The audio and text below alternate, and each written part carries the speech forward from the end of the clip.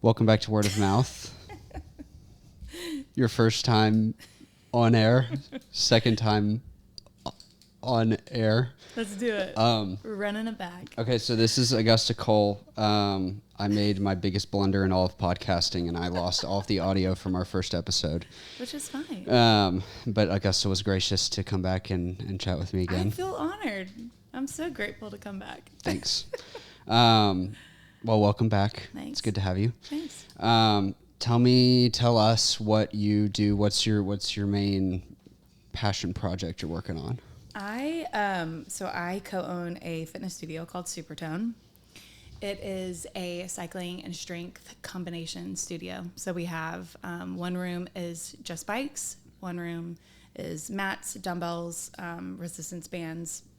We teach a strength only class, we teach a cycle only class, and we teach a combination class, and everything is to the rhythm of the music, and it is so much fun.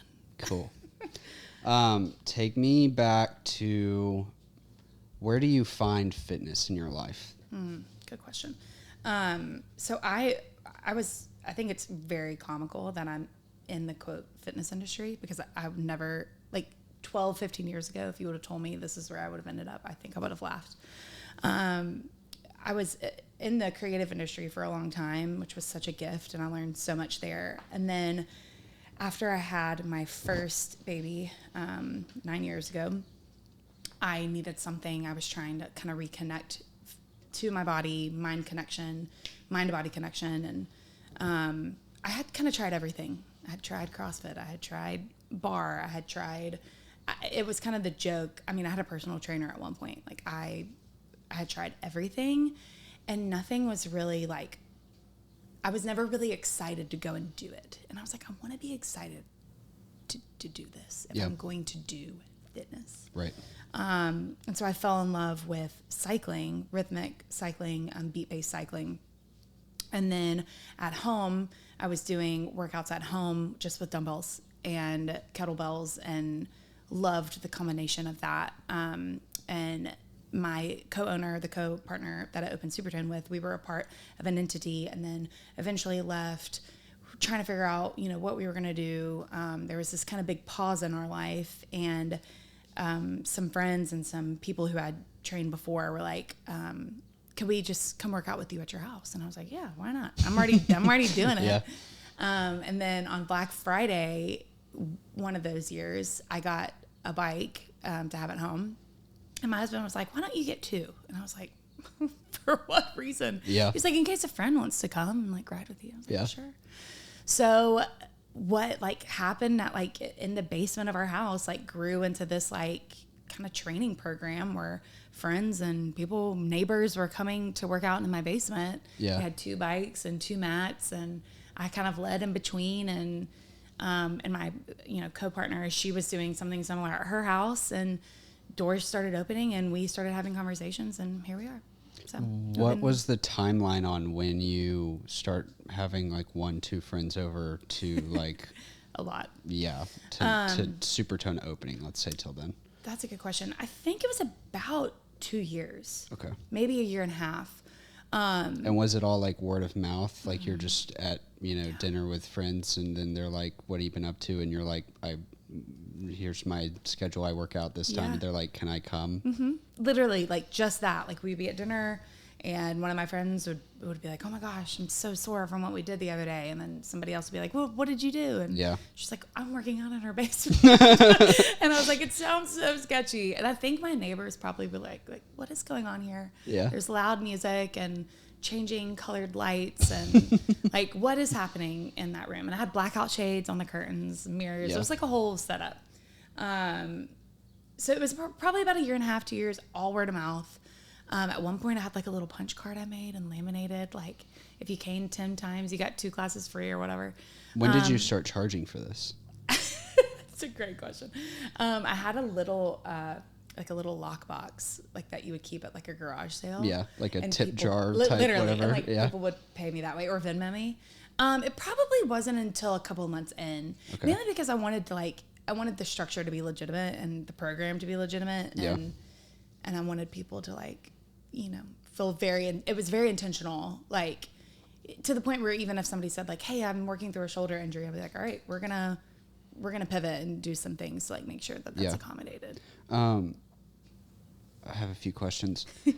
How did you learn how to do this? Years and years and years. Just from like going to classes enough that you kind of figure out how to do it yourself. Yeah, and I taught for about 5 or 6 years up until that point. Okay. So I'd had that experience. Yeah.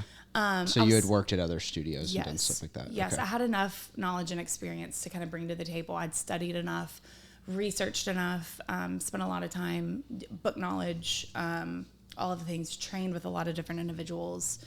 I think having a personal trainer at one point in my life really helped open my eyes to like, okay, wow, this is so layered and I need to be so much more body aware and I need to understand the physical connection, the mental connection, all of the things. Yeah.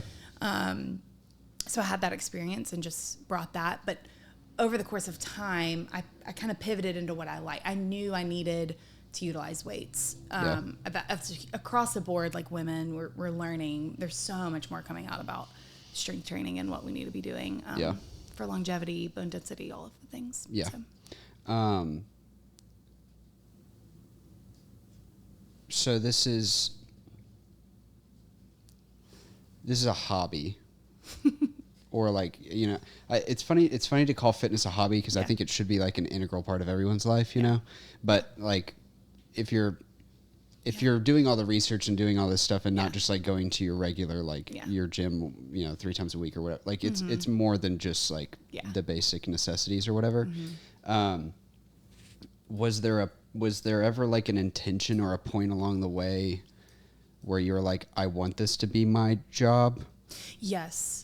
There was, so for a long time, I was working essentially full-time freelancing in the creative industry. Doing like what? Weddings was a big, okay. I was a wedding planner for a long time, which was very fun and I loved it. And during the weeks, because, you know, you do weddings on the weekends, I would be working on those weddings like throughout the week. And then I would take days and I would do prop styling during the week. Cool. And I was doing that during the weeks. On the weekends, fell in love with fitness, started coaching, and then slowly started to realize like I am more excited to be a part of this class, to lead this class, to coach, to create the playlist. But I couldn't quite connect but I'm such a creative. So how is this going to work? Yeah. And for me, a lot of it was optics of like, that's a sharp pivot for someone to go from like the creative industry, artistic, into like such a physical job. Yeah. And I think over the course of time, I realized like I bring so much creativity in with playlisting, with creating. It all started to make sense. Yeah. I create a whole scene. I create a whole environment when you walk in for my class. Yeah. Well, I mean, when you build anything, any kind of business or something like that, it is a creative act, whether people think about it or not. Yeah. Like so many people in business, they do finance or they do something like that and they don't think that they're being creative, but like creativity is so much more broad than just like art. Yes. It's like problem solving and like formulating systems that create something that's like basically something out of nothing, something good, something better, whatever. Yes. Anyway. And I want people to like feel something when they're a part of class. Like, yes, the physical aspect is the forefront, but I want it to be a layer deeper. Mm-hmm. And I realized that so much of what I did in the wedding industry and like creating this experience for brides and their families and, you know, it matched what I was doing here. So it all made sense at one point. I was like, oh my gosh, okay, I need to be doing this. This is where, and doors just kept opening. Like I was like, it is clear that God wants me to just like keep kind of following this trajectory. Yeah. But I also am like community and connection is like the main reason why I love this so much. I just think we were meant to be doing life like within community and within connection. And I love seeing people connect. I love seeing people after class, they're sharing a story and they're like, oh my gosh, that same thing happened to me. Or like, oh my gosh, you know, someone went through something hard and encourages someone who's going through something hard too. Like that to me is like, that's the bread and butter of what we do. I had a conversation with a friend who owns a coffee shop the other day, and we were both talking about how sometimes when you turn your passion project into a business, it's hard to understand the value of that monetarily. Like, how do you charge a price for this thing? Yeah. Because like for him, he started roasting coffee because he thought it was fun, and his sister owns a coffee shop, so he could just go use her roaster. And so he was just like, I roast coffee because I'm interested in like understanding this, and did it. And he would like sell the beans to like friends in college or whatever. But it was like, it was just this little like side hobby thing he was doing for fun.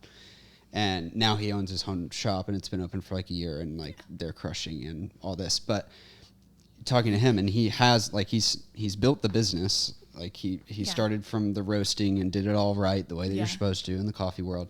But even still, he's like, when we were talking, he was like, I still wrestle with like charging my friends money for this thing that I'm doing, because it's kind of just like something I do. It's just like something I know how to do. And sometimes when you're so in the thick of it, and it's so integral in how you operate and who you are, it's hard to understand that like that's something of value to other people who don't have that. So all of that heady philosophical stuff to say, like, did you ever struggle with charging your friends a price, or did they come to you first and be like, let me pay you because we're doing this? What was that? It was kind transition of a combination. like? Yeah, that is, yes, it was a combination. It was really hard. Well, initially when we were, in the process of opening Supertone, we had like a solid amount of people that were taking from us and, paying us. And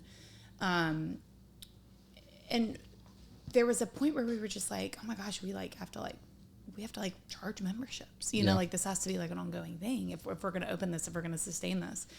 But what happened was, like, anytime we would kind of get in our head about it, or like adjusting the cost or the price or whatever, like one of our people would just come up to us and like, no, this is worth this to me. Like, this is, I would pay whatever it needs to be, because this is so worth it to me in my life. Wow. Like, this is a part of my week. Like, we want to support you. We want to be a part of this. Like, you've got to let us. And like, when someone gave like me the permission to like let them, it opened the doors and allowed me to kind of like come out of that like headiness of, okay, we've got to like charge people, when I would do this like at my house and just invite people, like I love it that much. But that was like when people we like loved and respect and admired, who also have businesses, or also like insanely talented, businesswomen and owners and all of the things, when they would come up to us like, no, let me support you. It was like, wow, this is such a cool feeling. Yeah. And I was so grateful. Yeah. So that's definitely awesome. A combination. Yeah. So getting to Supertone actually opening, well, I guess before we go there, your husband, what did he think when you started doing this, like starting in the basement? Oh, he was like #1 fan, biggest supporter, like biggest advocate, like do it. You've got to do it. You've got to do it. This is what you're supposed to do. Like, he would stop at like nothing to like make it happen. And what's so cool is like, when I kind of like scan back, like my husband, like being as supportive as he was, and then seeing like all of the friends, like some of my closest people, like involved in the like, beginning stages of this project. It was so cool to like witness everyone kind of bring their talents to the space. But I mean, my husband definitely, he's the accountant brain. He's a financial planner. So he was able to kind of help in that category, which I'm like not good at. So I was like, please help. And he did, but he also like took a step back. He was like, this is y'all, like you guys, this is your business, your baby. You do he's like, I can balance the books, but you like do the actual business. And then he was like, and then I want you guys to go pay someone to do that. Yeah. And so we did. Yeah. But it was really cool to like feel like anytime I would get in my head or like be overwhelmed by the process, like him just being like, hey, you're supposed to do this. Yeah. It's like clear you're supposed to do this. Yeah. So, that's awesome. Yeah. I think one of the funny things I hear a lot, I listen to a lot of like business bros on the internet, because that's what I'm interested in. And several of them, I feel like, talk about how when they start doing the business, trying to start something, a lot of times their friends make fun of them or leave them behind or something like that. Like there's just this like alienation that happens for them.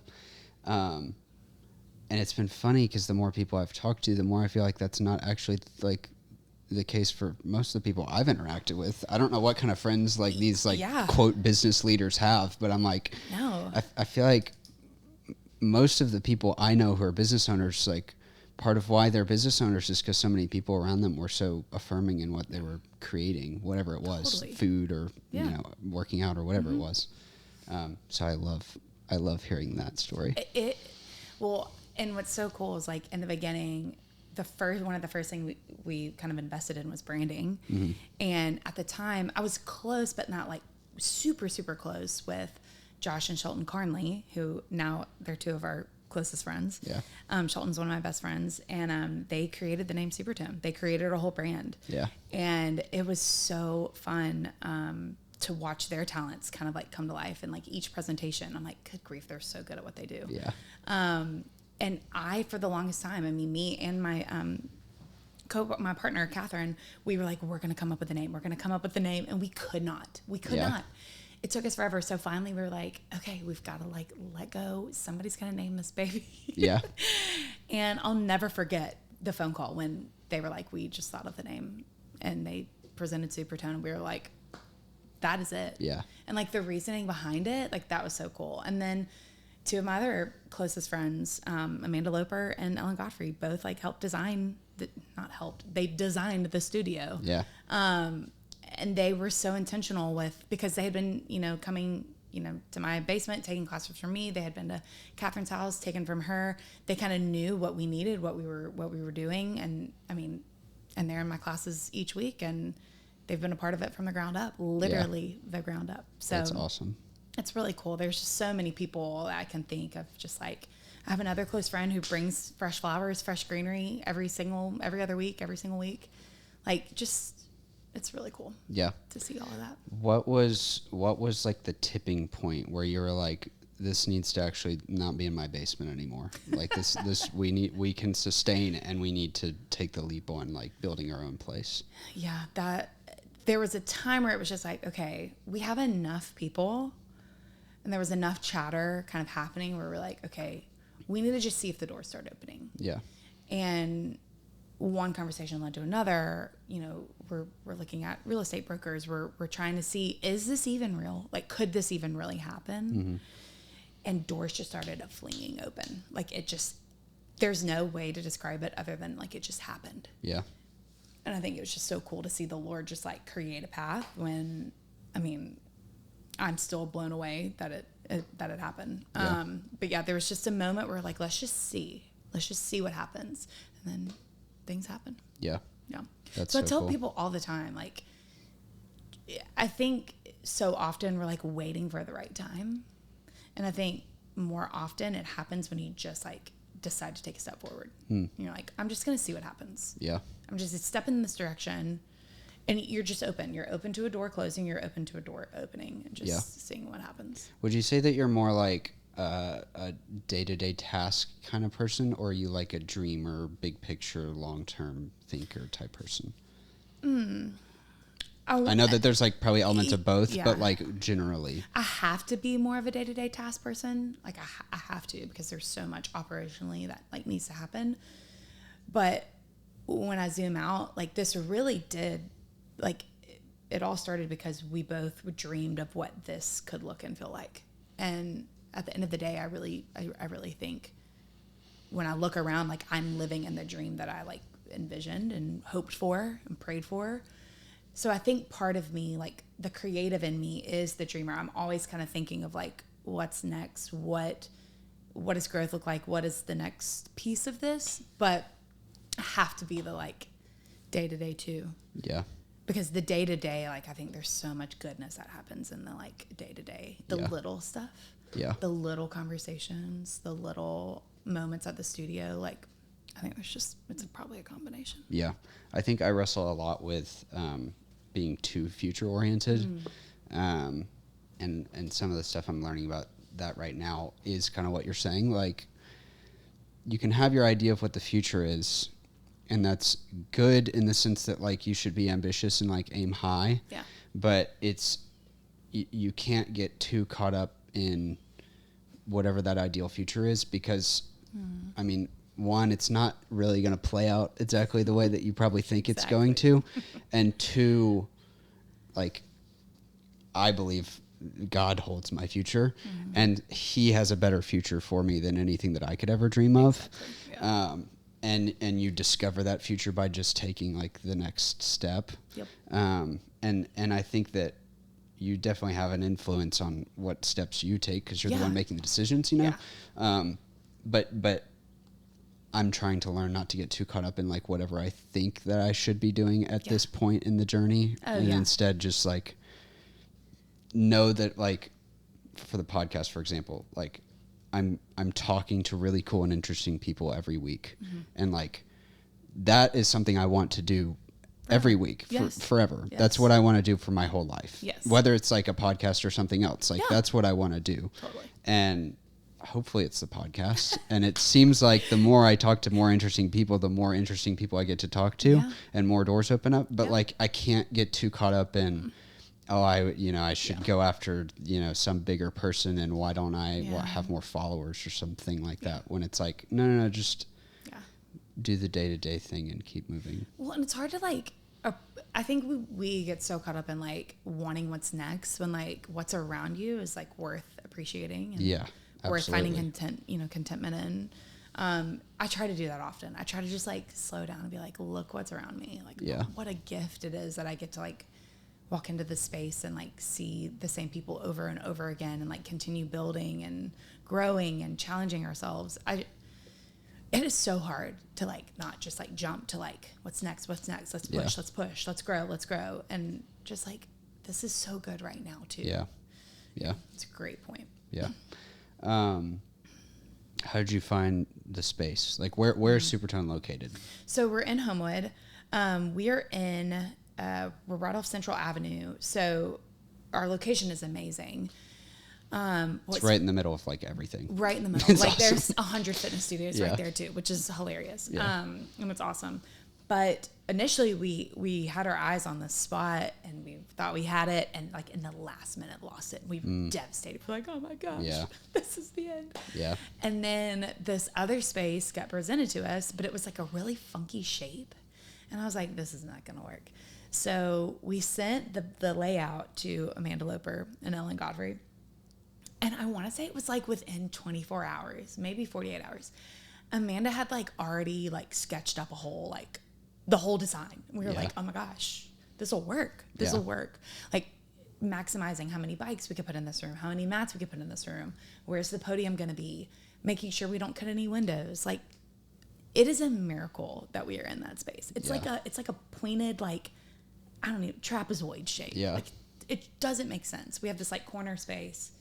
And then the Carnleys came in with signage, and they were like, I think you should wrap Supertone around the corner of the building. And I was like, I would have never thought of that. Yeah. And it is so cool. Yeah. Like, when you drive by and you see it, you're like, whoa.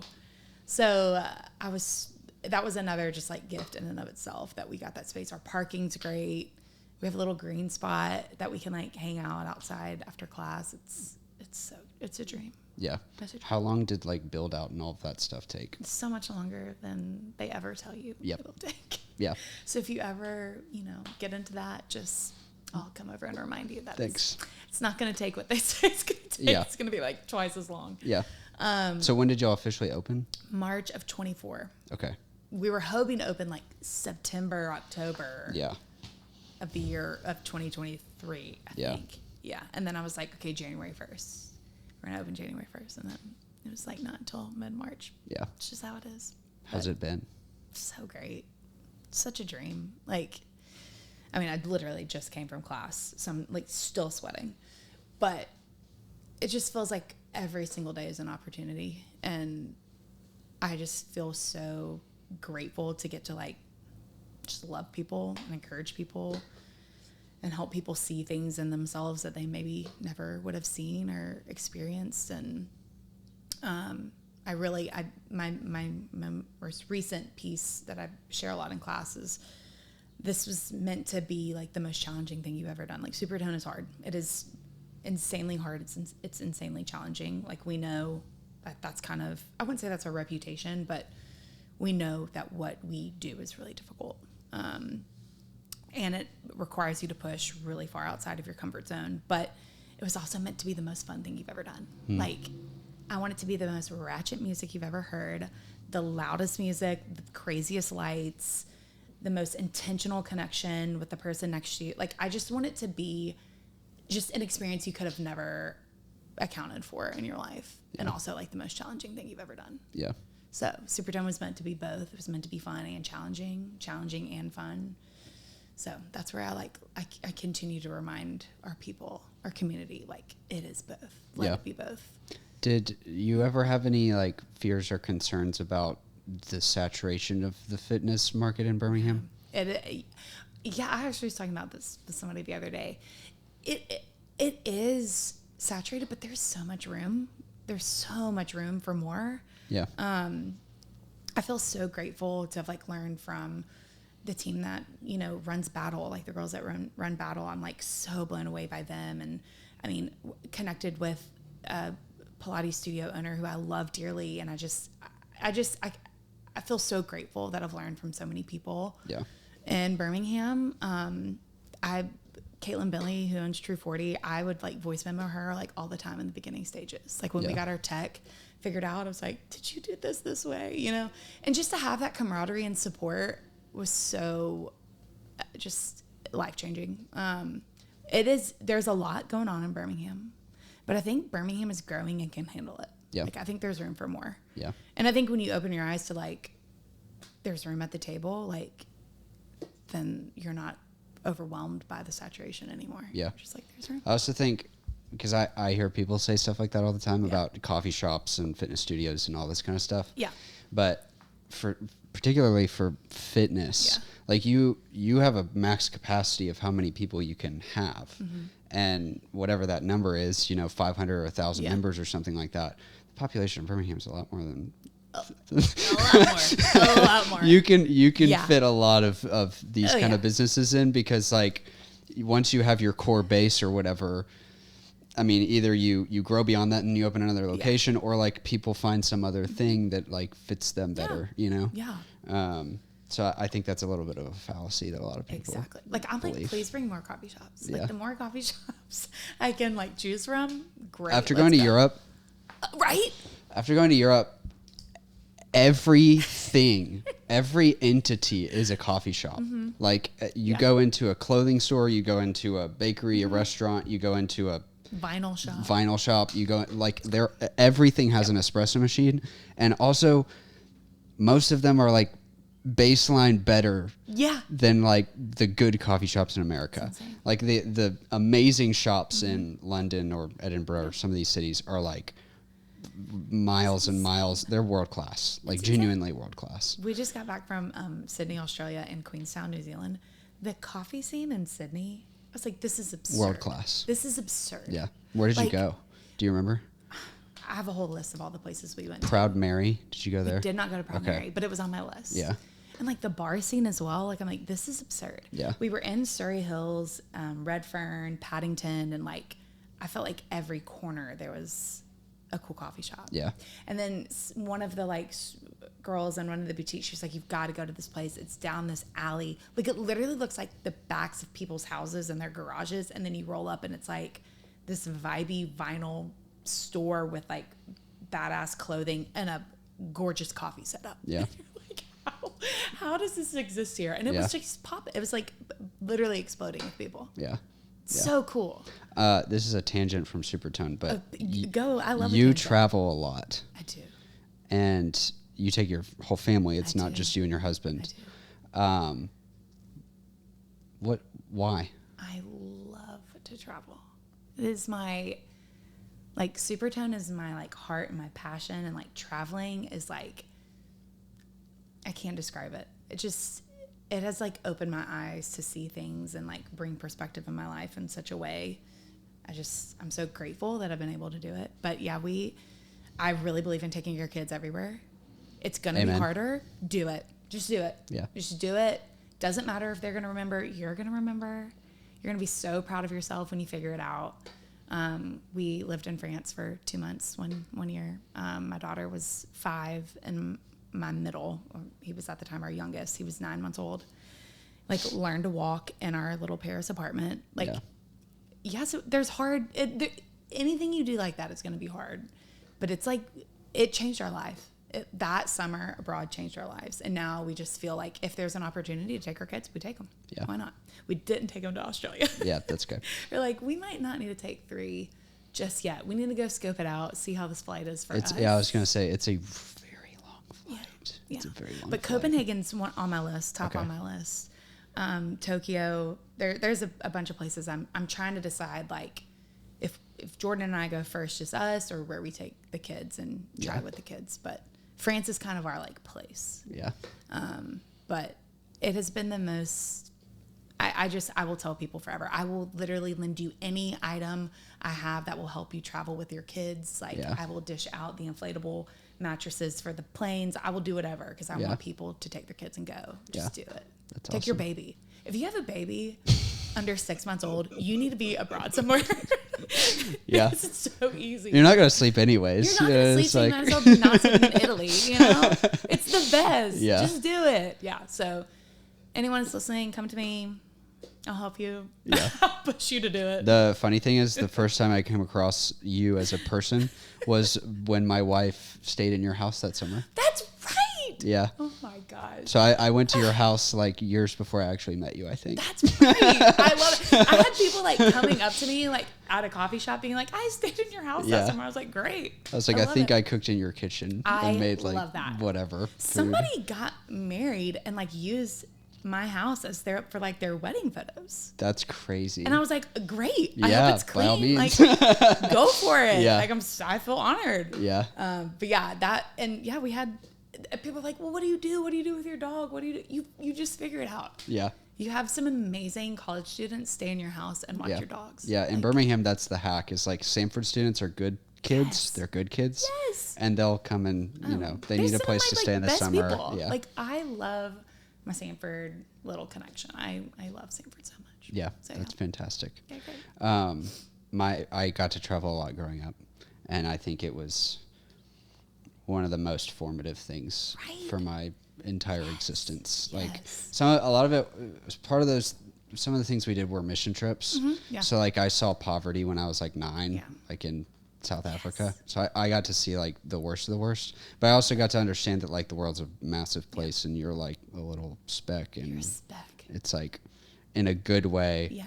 You're small. It's okay. Yeah. Don't get in your head about it. Yes. And then in an even more special way, it's like you still matter. Yes. Even as that speck. Yeah. Like, it's insane.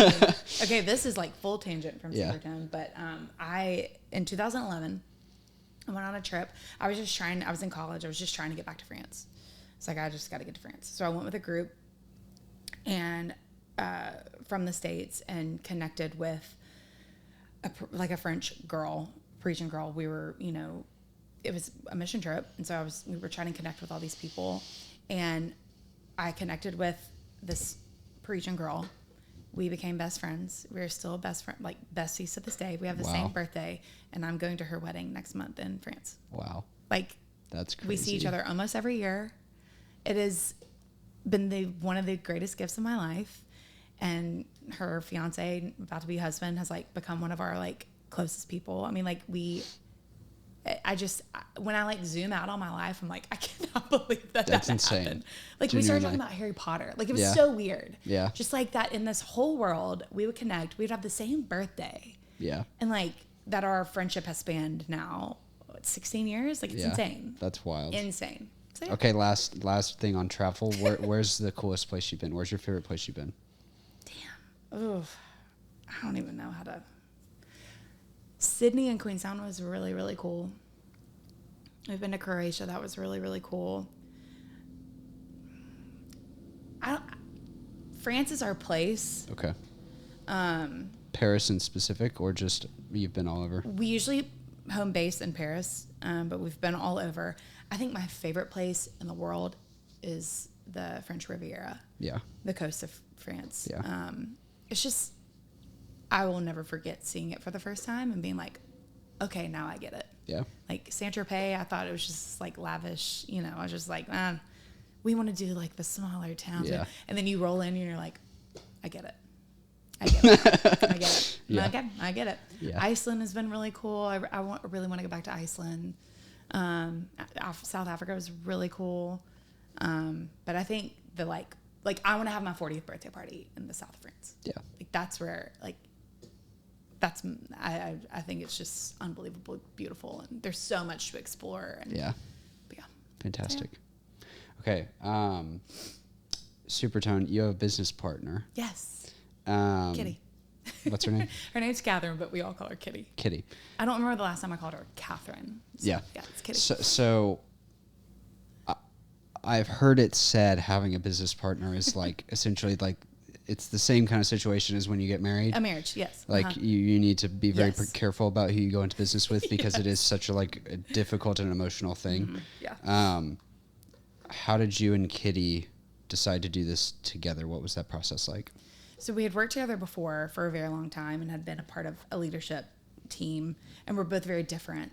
So I think at one point when she was coaching people in her house and I was coaching people in my house, it was kind of like this, like, we should be doing this together. So why don't we just do this together? And so we connected on that and kind of dreamed up like what this would be. And it just seemed like both of our skill sets kind of met and worked together really well. She does all of our training and development. I do all of the creative aspects of our business. We have an accounting team that helps us with our finances. We both kind of tag team operations. She does our schedule. Everything kind of falls into place perfectly. We have a studio manager who we love and adore, Annie. We're obsessed with her. And she kind of helps in all of those categories as well. And then once we had kind of decided, okay, we're going to do this, we kind of started thinking like, who is even going to be a part? Who will want to be a part of this adventure when we don't even have a space yet? Yeah. I think the first couple people we talked to about coaching, I don't even think we had a name yet. So it's like, hey, we're doing this cool thing. It's going to be really cool. It's we really promise. cool. Yeah. Will you come to my basement and I'll show you what we do? And we grew from there. We had a team of 5 or 6 maybe when we announced. And Okay. So 5 or 6 people working for you and Kitty. Total. Okay. So us 2 Okay. plus 3, 4. I'm trying to think back to, I think there was a total of 6 of us. Yeah. And things grew from there, and then we had auditions, and our team is unbelievable. Yeah. I really mean it when I say I look at our team and I'm like, I wish I would have had just the slightest bit of maturity and awareness that they have at their age. I think it's unbelievable.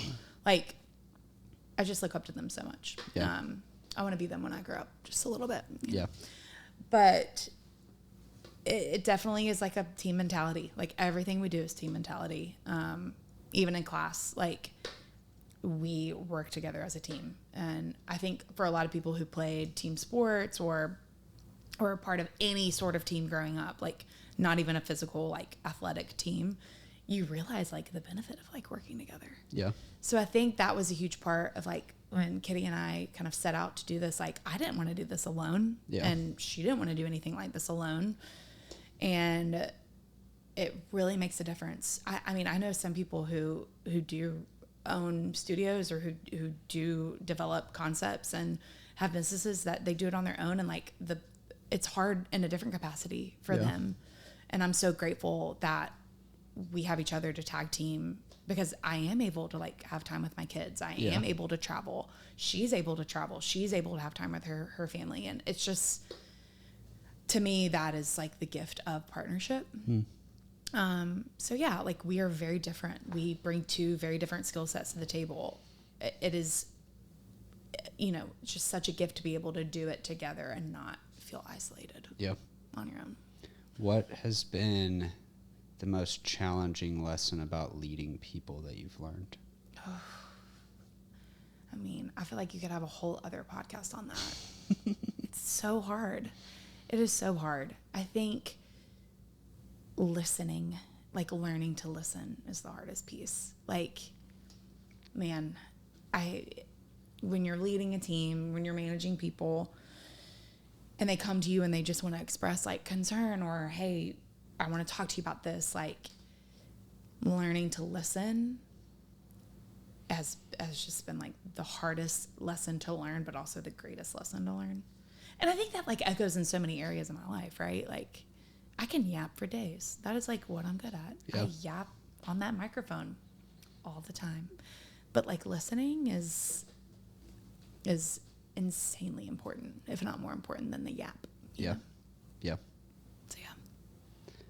What has been the most challenging part of being a mom and starting a business? I think that it never shuts off, and I hate that. And like, I think you learn that like there's just kind of a tab open all the time. You have to like very intentionally work to shut it down when you like come through the threshold of the door. Like I'm with my kids, I'm with my family. Did you have that with your job previously? Like you felt like you could turn it off? No. Like Okay. even with wedding planning, I felt like Yeah. I was always like kind of thinking like, Because I wonder about, like, for me, I'm always thinking about the podcast. yeah, I've gotten to a point with my job where I think I can turn it off, like, on the weekends. Yeah. But this is always on my mind. oh yeah, Like, always. Like I'm to the point where like I definitely feel like I run with like a lot of tabs open. Yeah. Sure, I'm not the only one, but there are times where I feel like I can pull off some of the tabs, and I'm like, okay. But we will be traveling sometimes, and I will hear like a song, and I'm like, Siri, what song is this? Or like Yeah. trying to, you know. Or, I oh, go gosh, into that somewhere song. and I'm like, who owns this? Can I interview them? Literally, you're just constantly kind of always thinking. Yeah. You're like, when I travel, I still find a way to take a fitness class, even Yeah. if that means it's as early as possible before the kids get up or before my husband's up. Like, just to experience what other cultures or how other cultures are moving. And I think that's been so important. Like, it's just hard when you have kids and they're running around and they're doing their thing to like stop and like, open my computer and do something. Yeah. So it's now gotten to a point where like I'll just try to take a note of something I need to do later. Yeah. Like I'll pull up my notes app and just like jot a little something down like, hey, email blah blah blah when you get home. Post this when you get home. And I'll just try to find a moment where I'm not like on my phone or on my computer in my kid's face. Yeah. But it's hard. It's just kind of part of it. Yeah. And yeah, I hope I learn as I grow into this, like how to really separate it. I just got a brick, so Nice. we're Love going to a see how that brick. goes. Yeah. But we just moved, so it's packed somewhere in a box. Yeah. Which is ironic. Yep. But when I find it, we're going to give it a shot. Yeah. Wanna I have see? one. I've used it on and off. Okay. It's what I do to myself is I say, oh, well, like on my lunch break at work, I'm going to like edit a reel and post it. Yeah. So I'm not going to brick my phone because I wouldn't be able to access it if my Yeah. brick is at my house. And then I don't do that and I don't brick, so I still use my phone. And I still use social media and whatever all these other things Yeah. are, and I waste time and whatever. But when you actually like are disciplined with it and like let it be what it's Yeah. supposed to be and like force yourself to do it, it's really helpful, I think. Good. I like it. I like to hear that. Yeah. Yeah. I've heard people like putting it in like an obscure place. Yeah. So they like have to get a ladder to get it. That's Or, like, funny. they We have to, just like- have it on our fridge. There you go. Okay. Because it's magnetized. It's right there. Yeah. I heard someone. But then I go to work and then I can't. I'm at work. You're like, I can't brick do it. it. myself out. Yeah. Yeah. Yeah. So that is tricky. But like even when I travel, like last year or 2 years ago, we were on a boat in Croatia and I was sending the newsletter because I was panicking that I hadn't had it prepared and it like hit me and like the time change. I was like, I just need to go check on this really quick. Yeah. Like leave in my swimsuit. Like I think I was pregnant, just like on like making sure it was going to send at the right time, that my computer had not adjusted. It was a whole thing. Yeah. It's like there's, just always, anytime I'm on a plane, I'm like, okay, can I be getting ahead anywhere? Yeah. But I spent all of our train time editing podcasts while we were in the UK. Why don't we have a train system? Claire was like, maybe we could watch a movie or do No. this. And I was like, well, I kind of have maybe 2 episodes I was going to edit. And she's like, fine, I'll read whatever. Oh, this fast. I'm literally like, we're leaving LA and I'm like, like they're, you know, we're like about to like take off and I'm like, okay guys, and give me your last minute thoughts on this mock-up on this shirt. Like, okay, bye. In like airplane mode, you know, it's just, you're trying to squeeze it in when you can, but it's the best time to squeeze it in because you can't do anything else. You're locked right there. It's great. I'm just sitting on the train. It's fine. That is what it is. How do you, other relationships, your husband, like balancing, you're both, I'm assuming I don't know if he's running his own business or he's kind of he's a leader in his he has work. like autonomy of his schedule, so he can work from home, he can work from the office, he can shut it off a little bit better than I can. But we have really found ways, like today, I mean, we've had it on the calendar for a long time. We're going to lunch, like a day date. Like we've kind of had to get creative about when we have like a really intentional time. And I think like you probably see this too. Like once you're kind of running an operation like this, like when nighttime hits, you were like brain dead. Like you're just like, I just want to like, I want to zone out. Like I don't want to chat. I mean, we do a lot. We stay up late and we talk, which is like, that's our problem. But we are like night owls. But and we're really trying very hard to pivot that. But like it got to the point where I was like, you know what? Sometimes like a happy hour time frame or like a day date is where we need to land. Because we're so much more aware. And aware. So today we're going to the Birmingham Art Museum to see that Monet or, you know, whoever, Renoir exhibit while it's here. It's leaving this weekend. So that's what we're doing after this. Wonderful. But yeah, I think it's just once you're in a space where you're operating a business or owning a studio or whatever it is, you just have to get intentional with your time. And you have to decide like what's important and what's not. And to me, relationships, like at the end of the day, when everything else like fades away, like your relationships are like so important and worthy of investing in. And I just think that's how we were like meant to live our life, like in relationship and community. And I just want to continue to foster that. And like, how great is it? Like when you were just so overwhelmed and so stressed and you're just like, there's so much, but then you like detach and you like go to dinner with your spouse or you go to dinner with friends and you're just like yapping about like something stupid or something else, something other than like your work. It's just such a gift. So I always try to make sure I have opportunities to do that. Where we're just like not talking about work all the time. So what do you hope for the future of Supertone? I hope we continue to just grow. I just want to like connect with as many people as possible. I want as many people to experience Supertone as possible. Does that mean opening more studios? I don't know. We think about this a lot. Because I guess you're 2 years in now. So like you're still kind of you're established, but you're still kind of you're in your 2-year-old phase. You're starting to learn how to talk a little bit. You know, we're getting our feet. You know, we're learning how to walk more. We're learning how to run. But we also have such a gift of, and I think this was such a, you know, brilliant piece of the equation. We have 2 rooms. At some point when, you know, whenever we're operating at like max capacity, we can be running 2 rooms at the same time, 2 different classes at the same time. And accommodate 50 people on the hour every hour, which is like huge. So I think there's room to grow within the space where we're at now. I love where we're at so much. I'm like, where else would we go? You know? So we've kind of tossed around different ideas, and I think there's definitely some things under wraps that we want to like do at some point, but we're so in grow mode now with where we're at, and there's so much room to grow within that I'm excited to see where we go with that. So that's where we're at. Cool. Love it. Trying to think if there's anything else. I missed anything? No, I don't think so. I think you did it great. Cool. I love it. Well, I think what you're doing is awesome. Thanks. And keep doing it. And I got to get you in for a class. Yes. Oh, that's the other thing I was going to ask about. Good job. Can guys do Supertone? Yes. Absolutely. Okay. We actually had a bunch of guys in there the other day. I mean, yes, we are, you know, we probably cater to, you know, majority women. We have all age ranges. But we have a guy coach that's coming on. He's going to coach cycle and strength. He's incredible. He's a cop. Let's go. Cool. Yeah, he's so Beast. cool. Yeah, he's a beast. And I mean, my husband comes. Catherine's husband comes. We have a lot of guys that filter in and out. The strength class to me is there's just so much room to grow. I mean, we have dumbbells up to like 50, 60, 70 pounds. Big. I can't lift Big those. Daddy. Oh, yeah, I work huge. out and I can't really lift those. They're huge. Like people like waddling out with them from the hallway. I'm like, here we go.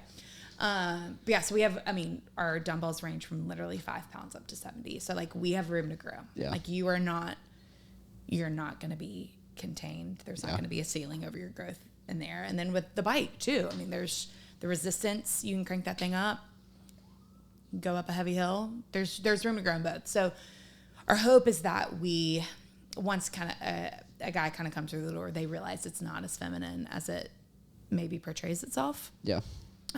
It's very hard, very intense. So I think guys like that. And each coach plays different music, and our music is always, to me, great and bumping, and yeah, it's great. But cool. I'll get you in there. Yeah. It's fun. Yeah. And it's dark. It's a vibe. I was going to say, I'll get Claire and we'll come do a class together. Please. I would love that. It'd be fun. It'd be so fun. All right. Yeah. Thanks for having me. Yeah. Thanks for doing this. Great. Where can people connect with Supertone? Instagram is at supertone.fit. Website is www.supertone.fit. We have an app, just Supertone, one word. Those are the main places I feel like. Cool. So yeah, find us. Your first class is free. Sweet. Well, thanks for coming on. Thanks for having me. This is fun. Yeah. Cheers. I hope I can come back. Yeah. For a third time.